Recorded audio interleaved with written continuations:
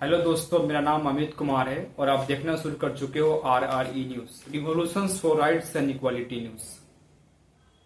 दोस्तों, आज का जो मुद्दा है वो प्राइवेट टेलीकॉम कंपनियों के द्वारा जियो, एयरटेल, वोडाफोन आइडिया के द्वारा जो उनके टैरिफ प्लान में बढ़ोतरी किया गया है। यानी कि अगर हम सिंपल भाषा में आपको बताऊं तो जो रिचार्ज महंगे हो गए हैं जियो के, एयरटेल के, वोडाफोन आइडिया के, उसी मुद्दे पे आज हम आपसे बात करेंगे।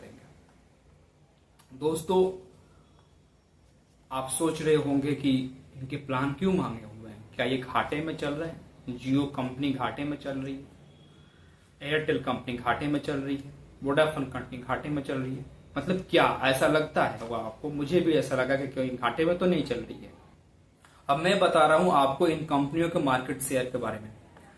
रिलायंस जियो का मार्केट शेयर है 40%, एयरटेल का मार्केट शेयर है 33%, वोडाफोन आइडिया का मार्केट शेयर है 19.2% और BSNL जो कि सरकारी कंपनी है उसका मार्केट शेयर है 18% और MTNL जिसका मार्केट शेयर है 0.17%, यानी कि 0.17% MTNL का मार्केट शेयर है।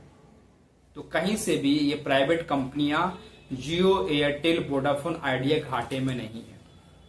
तो क्या सरकार ने कुछ बोला? सरकार को कुछ बोलना चाहिए था। और इस मामले में सरकार ने साफ साफ अपना रुख बता दिया है। सरकार ने साफ साफ कहा है कि जो भी प्राइवेट कंपनियों ने अपना टैरिफ प्लान, अपने रिचार्ज महंगे किए हैं, उसमें सरकार कोई दखल नहीं देगी। यानी कि सरकार ने अपने हाथ खड़े कर दिए। सरकार ने बोल दिए कि जो भी कंपनियों का निर्णय है वो उनका अपना निर्णय है, इसमें सरकार का कोई लेना देना नहीं है। तो अब जनता क्या करेगी? ऑलमोस्ट हर किसी के पास मोबाइल फोन है और आज के परिस्थितियों में बिना मोबाइल का कोई भी काम की कल्पना नहीं हो सकता है। आज हर चीज डिजिटल है, चाहे वो पेमेंट के लिए की बात करें, डिजिटल करेंसी की बात करें, हर जगह मोबाइल की आवश्यकता है। ऐसी परिस्थिति में जहां पे शिक्षा संस्थान भी इतने महंगे हो गए हैं, वहां पे बहुत से ऐसे छात्र हैं जो यूट्यूब के माध्यम से अपनी पढ़ाई को पूरी करते हैं। तो जो डाटा का पैक महंगा हुआ है, इससे तो हर किसी को भार पड़ने वाली है। तो क्या ये देश की जनता BSNL की तरफ जाएगी, MTNL की तरफ जाएगी? अब मैं आपको एक उदाहरण के तौर पर समझाता हूं कि इन प्राइवेट टेलीकॉम कंपनियों के रिचार्ज महंगे होने से, जियो, एयरटेल, वोडाफोन आइडिया के रिचार्ज महंगे होने से क्या इस देश की जनता के पास विकल्प है कि वो सरकारी BSNL, MTNL की तरफ जाए? तो उदाहरण के तौर पे हम एक ऐसे रोड को लेते हैं कि उस रोड पे बसें चलती है, उसमें से 3 बस प्राइवेट है और बाकी 2 बस सरकारी बस है। एक बस का नाम है जियो, एक बस का नाम है एयरटेल और एक बस का नाम है वोडाफोन आइडिया और 2 बस है BSNL और MTNL। जो जियो बस है, जो एयरटेल बस है और जो वोडाफोन आइडिया बस है, वो अपने मनमाने ढंग से पैसा वसूल कर रहे हैं। अब यात्रियों के पास मजबूरी है, या तो वो सरकारी बस का इस्तेमाल करे या फिर वो प्राइवेट बस का इस्तेमाल करे। तो अब वो क्या करते हैं कि वो जो सरकारी बस है उसमें उसका एक का नाम BSNL है, एक का नाम MTNL है। मतलब कह सकते हो आप कि वो बसें कबाड़ की तरह हो चुकी है, जिसके ब्रेक फेल हो चुके हैं, जिसके शीशे टूटे हुए हैं, जिसके इंजन खराब हैं, जिसके सीट खराब हैं, जिसकी रफ्तार कमजोर है, उसका नाम है BSNL और उसका नाम है MTNL। और जो जियो बस आपको 12 घंटे के अंदर आपके गांव से दिल्ली पहुंचा रही है, वही BSNL की जो बसें है, वो बसें आपको 14 घंटे, 15 घंटे, 16 घंटे, 20 घंटे के अंदर आपको दिल्ली पहुंचा रही है। आप कौन सा बस लोगे? आप किस बस को लोगे? आप जियो को लोगे, क्योंकि आपकी मजबूरी है। आपकी मजबूरी ये है कि आपको समय पर पहुंचना है। समय आज आपके लिए सबसे इंपॉर्टेंट है। तो आज आप ना चाहते हुए भी जियो बस में ना चाहते हुए भी आप जियो बस में चढ़ रहे हो, क्योंकि BSNL जो सरकारी बस है वो पूरी तरीके से सरकार ने उसको ध्वस्त कर दिया है। सरकार की उदासीनता ने, सरकार ने उसको ऊपर ध्यान नहीं दिया और वो बस पूरी तरीके से कबाड़ में तब्दील हो गई है। यही खेल है। सरकार के द्वारा 5G स्पेक्ट्रम रेडियो फ्रीक्वेंसी के लिए बोली लगाया गया, जिसमें जो तय अमाउंट था वो 96,000 करोड़ रुपए था। लेकिन इन प्राइवेट कंपनियों ने, जियो ने, एयरटेल ने, वोडाफोन आइडिया ने इस बोली को 12,000 करोड़ रुपए तक लाए। यानी कि जो सरकार 96,000 करोड़ रुपए तक का बोली लगाने का एस्टीमेट लेकर बैठी थी, उसको 12,000 करोड़ रुपए में बोली को फाइनल करना पड़ा। इसमें हुआ ये कि जो ये प्राइवेट कंपनियां थी, इन लोगों ने अपना सिंडिकेट बना लिया कि हम इससे ज्यादा बोली लगाएंगे ही नहीं। सरकार के पास ऑप्शन नहीं था। सरकार ने 96,000 करोड़ की जिस बोली की उम्मीद था, उसको 12,000 करोड़ रुपए में ये फ्रीक्वेंसी इन प्राइवेट टेलीकॉम कंपनियों को दे दी। तो इन प्राइवेट कंपनियों को सरकार से कोई भी योजनाएं सस्ते में चाहिए, इन प्राइवेट कंपनियों को सरकार से टैक्स में छूट चाहिए, इन प्राइवेट कंपनियों को सरकारी योजनाओं में लाभ चाहिए। लेकिन ये इस देश के लोगों को जब कोई सर्विस देते हैं तो महंगा से महंगा देते हैं। जब इनको बारी आती है सर्विस प्रोवाइड करने की, तो उस टाइम पे ये देश की जनता के साथ किसी भी तरह का न्याय नहीं करते हैं।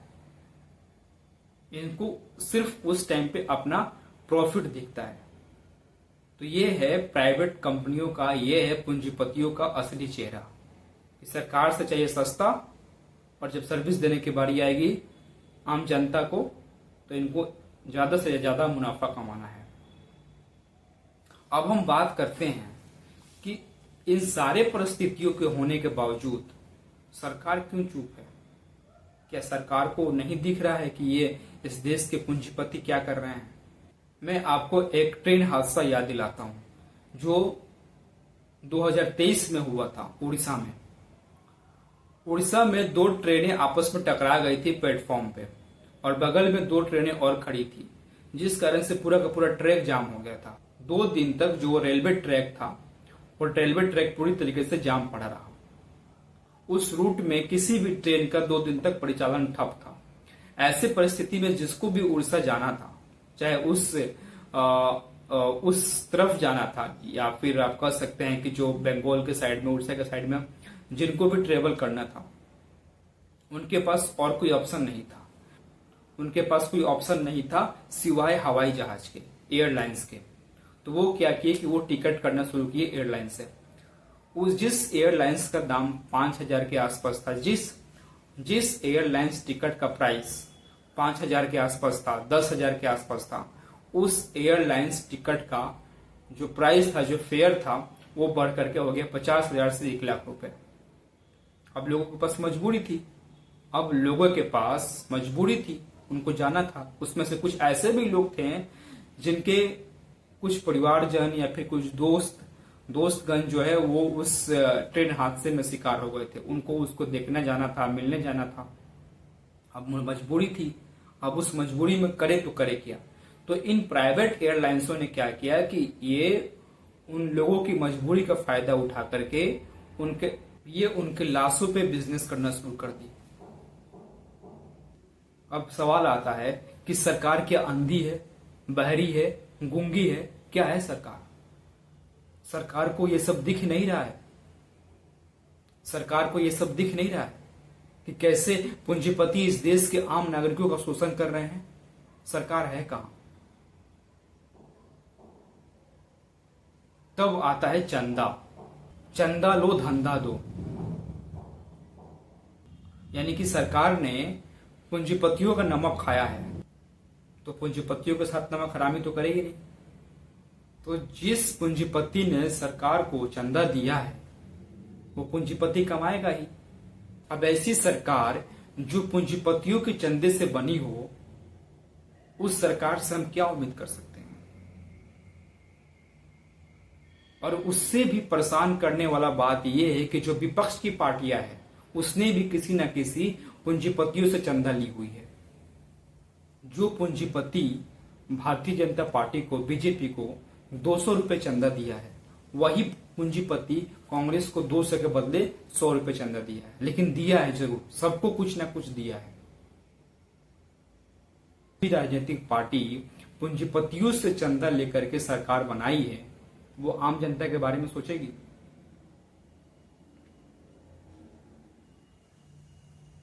अब ये पूंजीपतियों से पैसा लेकर के ये चुनाव मैदान में आते हैं। हेलीकॉप्टर का खर्चा, बड़ी बड़ी गाड़ियों के काफिलों का खर्चा, बड़े बड़े आयोजन स्थलों का खर्चा, इनके काफिलों में कई सारी गाड़ियां, लग्जरी गाड़ियां होती है, कार्यकर्ताओं का खर्चा, वोटरों के बीच में पैसा बांटने का खर्चा, वोटरों को शराब बांटने का खर्चा।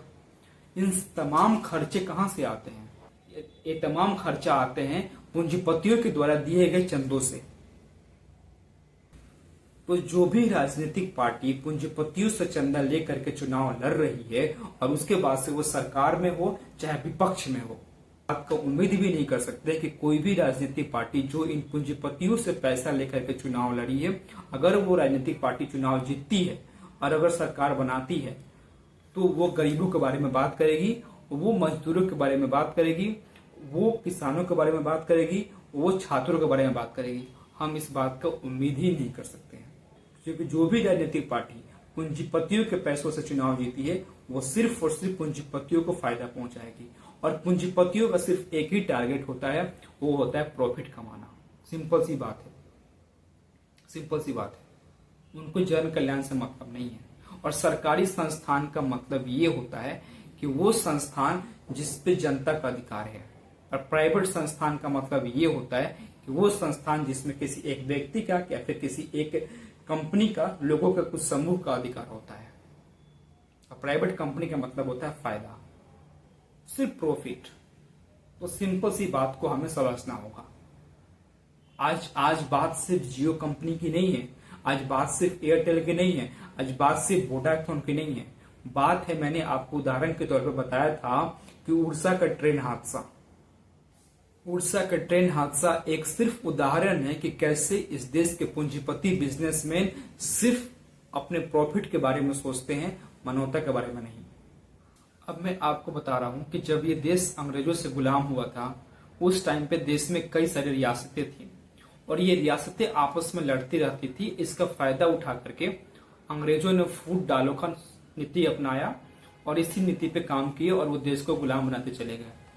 आज आजादी के 76 साल होने के बाद भी आज की परिस्थितियों में आप साफ साफ ये दिख रहा है कि जितने भी नेता हैं इस देश में, डेमोक्रेसी तो है लेकिन रियासतें जो है वो पार्टियों में तब्दील हो गई है।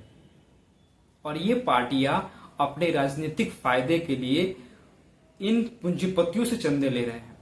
और क्योंकि अब इन राजनीतिक पार्टियों में सत्ता को पाने की होड़ मची हुई है कि कौन सत्ता को पाएगा, उसके लिए इनको धन, बल, बाहुबल सब चाहिए। अब ये क्या कर रही है कि ये अब अपने क्या बोलते हैं सिद्धांत को छोड़ करके ये सिर्फ और सिर्फ इस बात पे ध्यान दे रहे हैं कि चाहे कोई भी काम करना पड़े, कोई भी जोड़ तोड़ कुछ भी करना पड़े, किसी भी तरीके से हमें सत्ता हासिल करना है। ये किसी भी पूंजीपति से, कोई भी पूंजीपति चाहे कहीं से भी पैसा है, उनसे ये पैसा लेकर के अपने सरकार बना रही है, चाहे सरकार गिरा रही है चाहे सरकार तोड़ रही है। अब ये देश जिस तरीके से ये भ्रष्ट नेता, जिस तरीके से इस देश के भ्रष्ट नेता अपने राजनीतिक फायदों के लिए अपने जमीरों को बेच चुके हैं, अब ये देश इन भ्रष्ट नेताओं के कारण पूंजीपतियों के हाथों में चला गया है। क्योंकि जिन जनप्रतिनिधियों से उम्मीद होती है, जिन नेताओं से उम्मीद होती है कि वो जनता की आवाज बनेंगे, अगर कोई पूंजीपति अपना मनमौजी करेगा इस देश में तो वो नेता, वो जनप्रतिनिधि उस पूंजीपति को रोकेगा क्योंकि वो सरकार में बैठा हुआ है। लेकिन जिस जनप्रतिनिधि ने उस पूंजीपति का पैसा खाया है वो कैसे रोक पाएगा उसको? वो नहीं रोक पाएगा। आज हमारे देश में एक भी सरकारी एयरलाइंस नहीं है। जिस ट्रेन की बोगी में 60 लोग की कैपेसिटी है, उस ट्रेन में 360 लोग ट्रेवल कर रहे हैं।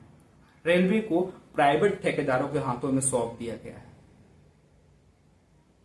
ये सब कुछ क्या हो रहा है? ये सब कुछ जानबूझ करके सरकारी संस्थानों को ध्वस्त किया जा रहा है। सबसे बड़ा एग्जाम्पल है बीएसएनएल। जानबूझ करके सरकार ने इसको ध्वस्त किया है ताकि अगर ये ध्वस्त हो जाएगा तो प्राइवेट कंपनियां आएगी। जब प्राइवेट कंपनियां आएगी तो हम उससे चंदा लेंगे, हम उससे चंदा लेकर के अपनी सरकार बनाएंगे और हमारी सरकार बनेगी तो हम राज करेंगे। ये जानबूझ करके पूंजीपति जो घोटाला करते हैं उनसे पैसा लेती है और उनको विदेश भेज देती है कि तुम जाओ, मुझे कुछ पैसा दो, चाहे वो विजय माल्या हो या फिर नीरव मोदी हो। सबके सब, चाहे कोई भी सरकार हो, सब इन पूंजीपतियों से मिली है। तो सिंपल सी बात है कि अब इस देश को बचाया कैसे जाए, इस देश को वापस से पूंजीपतियों के गुलाम होने से कैसे बचाया जाए। अगर हम ऐसा नहीं करेंगे तो फिर ऐसा एक दिन समय आएगा जब पूरा का पूरा ये देश पूंजीपतियों के कब्जे में हो जाएगा। आज आप देख लो बीएसएनएल को जानबूझ करके ध्वस्त किया गया। अब जो व्यक्ति गरीब है उसके पास ऑप्शन ही नहीं है। उसके पास अगर ऑप्शन होता कि अगर रिचार्ज का दाम महंगा हो गया जियो का, तो वो बीएसएनएल का रिचार्ज कराता। बीएसएनएल किसी लायक ही नहीं है तो वो करेगा तो करेगा क्या, उसको सहना पड़ेगा जियो का प्रताड़ना। तो अगर आप अपनी इच्छा के विरोध किसी के द्वारा प्रताड़ित होते हो तो यही होता है गुलामी। गुलामी का मतलब ये थोड़ी होता है कि बाहर के ही लोग आके आपको गुलाम करेंगे, नहीं। गुलामी का मतलब हर चीज वो गुलामी है कि आपके आसपास का वो हर माहौल जो आपके ऊपर थोपा जाता है वही गुलामी है। गुलामी का डिफिनेशन यही है। गुलामी का डिफिनेशन ये नहीं है कि कोई अमेरिका कोई लंदन से आएगा तो तभी गुलाम होगे आप। वो तो होता ही है गुलाम, क्योंकि वो आएंगे तो अपने मर्जी से करेंगे। लेकिन अपने भी लोग जो आपके ही देश के हैं वो जानबूझ करके अपने फायदे के लिए अपनी योजनाओं को आपके ऊपर थोप रहे हैं, वो भी गुलामी है। अब मैं आपको अपने स्वतंत्रता सेनानियों को उदाहरण देता हूं। जब इन रियासतों के आपसी स्वार्थ ने इस देश को गुलाम बनाया तो इस स्वतंत्रता सेनानियों ने अपनी सच्ची निष्ठा से और देशभक्ति से इस देश को आजाद कराया। आज आजादी के 76 साल के बाद हमारे देश के नेता फिर से अपने राजनीतिक स्वार्थ के कारण इस देश को गुलामी की तरफ धकेल रहे हैं। तो जरूरत है इस देश के लोगों को तीसरे विकल्प तलाशने की। विकल्प ये है कि इस देश के लोगों को वैसी राजनीतिक पार्टी को और वैसे नेताओं को वोट नहीं देना है जो किसी पूंजीपति से चंदा लेकर के आपसे वोट मांगने आया हो। आप वैसे व्यक्ति को अपना वोट दो, वैसे व्यक्ति को अपना जनप्रतिनिधि बनाओ जो आपके दरवाजे पे साइकिल से आता हो, जो आपके दरवाजे पे मोटरसाइकिल से आता हो, जो पढ़ा लिखा हो और जो सच्चा हो, जिसके अंदर किसी भी तरह का कोई भी छल कपट ना हो।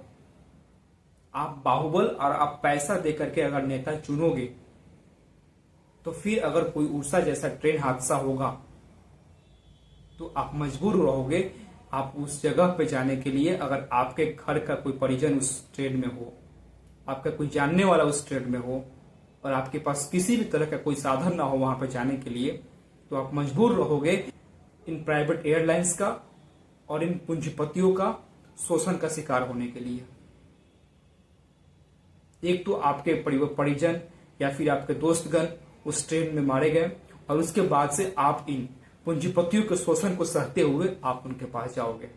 तो अगर चाहते हो कि ऐसा आपके साथ ना हो तो किसी भी ऐसी पार्टी को, चाहे वो भाजपा हो चाहे कांग्रेस हो, अगर वो पूंजीपतियों से चंदा लेकर के चुनाव लड़ने आती है आप उसको वोट मत देना।